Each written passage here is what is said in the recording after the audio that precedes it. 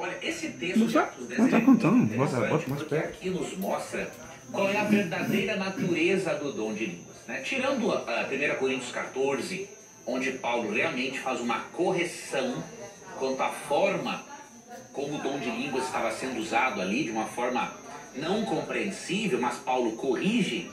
Atos 10 é um capítulo bastante claro, né? Aqui o apóstolo Pedro, ele vai conversar com Cornélio e outros gentios, porque ele era um homem, este Cornélio era um homem muito temente a Deus.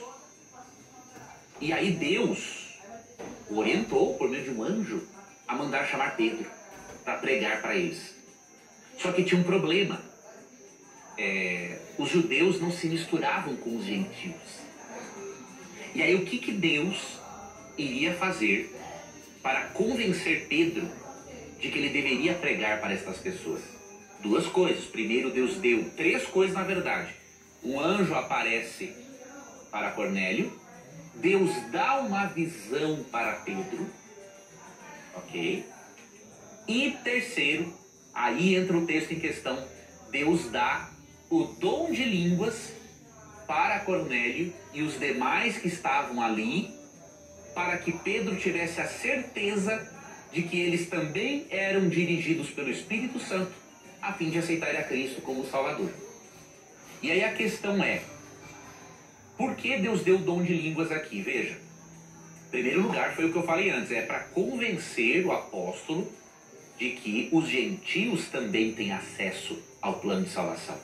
Então a melhor forma ali de Deus mostrar isso para Pedro era derramar o Espírito Santo sobre eles, para eles falarem línguas. Agora, quais são as línguas faladas por eles? Olha que interessante, o próprio texto nos mostra que a natureza do dom é a mesma de Atos 2. Eles falaram em línguas porque eles eram estrangeiros, eles eram pagãos.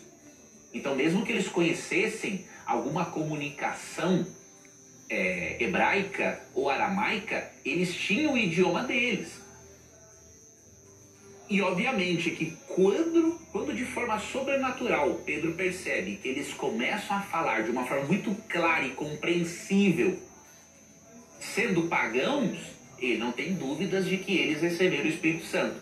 Agora, como que nós provamos que o dom aqui é da mesma natureza do de Atos 2? Vamos ler aqui a partir do verso 44, mais especificamente o verso 47. Vamos ler aqui o 47. Depois que eles falam em línguas e engrandecem a Deus, veja, para eles saber que eles estavam engrandecendo a Deus, Pedro tinha que estar compreendendo o que estava sendo dito. Ele não saberia que estava engrandecendo a Deus. E o verso 47 que é a chave para explicar essa questão. Porventura, pode alguém recusar a água, ou seja, o batismo por imersão, não é? Para que não sejam batizados estes que, assim como nós, ele está levando a mente do leitor para Atos 2, assim como nós receberam o Espírito Santo.